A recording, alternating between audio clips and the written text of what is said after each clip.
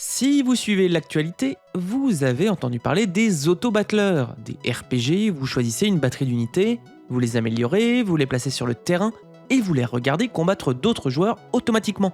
Puis vous les réajustez et les améliorez à l'image du très populaire Teamfight Tactics. Pourtant, le fait de se faire se battre automatiquement des unités existe bien avant 2019. L'auto-battleur de stratégie tactique trouve ses traces dans Dominions en 2002, jusqu'au récent Heroes Hour en 2019.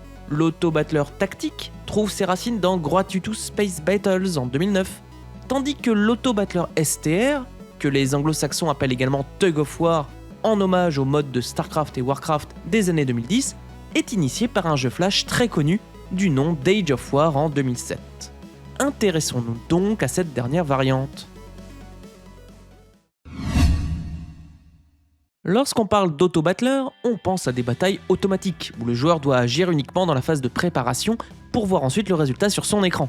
Si le terme est forgé en 2019, il peut servir à nommer des titres antérieurs, ce que je vais m'empresser de faire.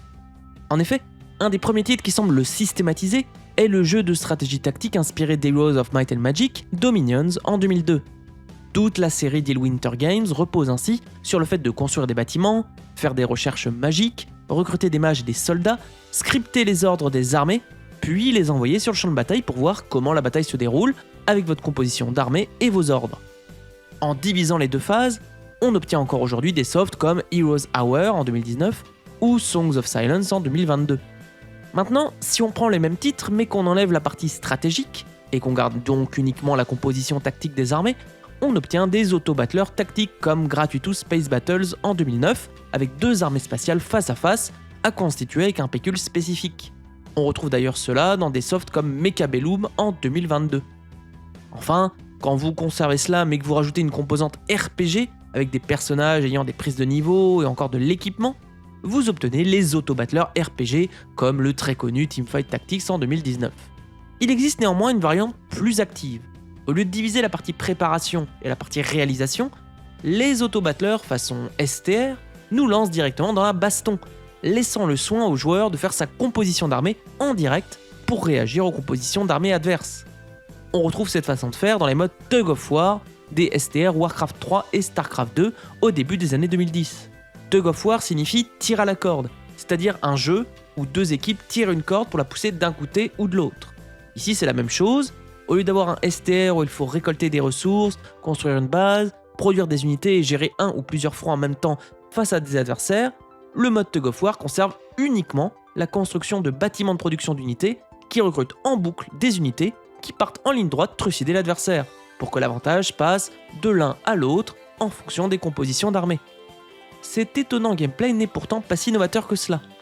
Si vous connaissez un peu les jeux Flash, vous avez en effet déjà joué aux auto-battleurs STR avec l'influent Age of War en 2007 qui a contribué à l'essor du Tug of War façon Flash. Ainsi, dans Age of War, vous avez une ligne droite où on retrouve de chaque côté deux quartiers généraux adverses.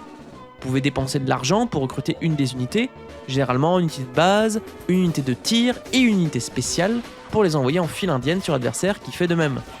Vous pouvez aussi construire des tourelles et des emplacements de tourelles pour aider à défendre la base. Les unités envoyées rencontrent celles de l'adversaire pour se massacrer. En fonction de comment vous avez recruté des unités, vous pouvez avoir du soutien avec des unités de tir juste derrière vos unités de corps à corps, des groupes d'unités ou encore des unités isolées, ce qui change le déroulé de la baston. À chaque fois que vous tuez un adversaire, vous récupérez de l'or et de l'expérience, de même pour lui. L'or permet d'investir dans de nouvelles unités ou tourelles, là où l'expérience vous permet de changer d'âge technologique, vous permettant de passer de la préhistoire au futur, ce qui change le look et les caractéristiques de vos unités et tourelles.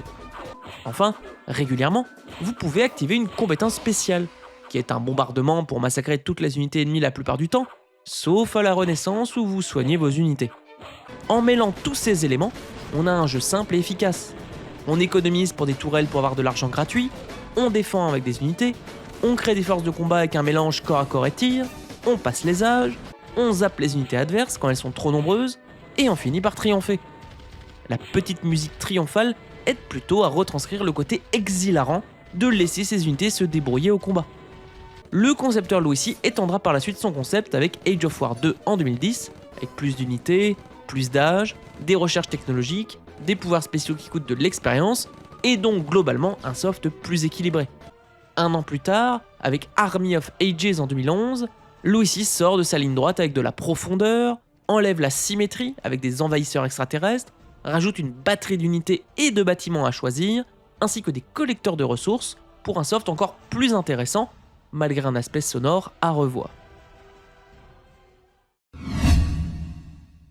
Age of War a récupéré un grand nombre de prix Flash et a concentré un public très divers.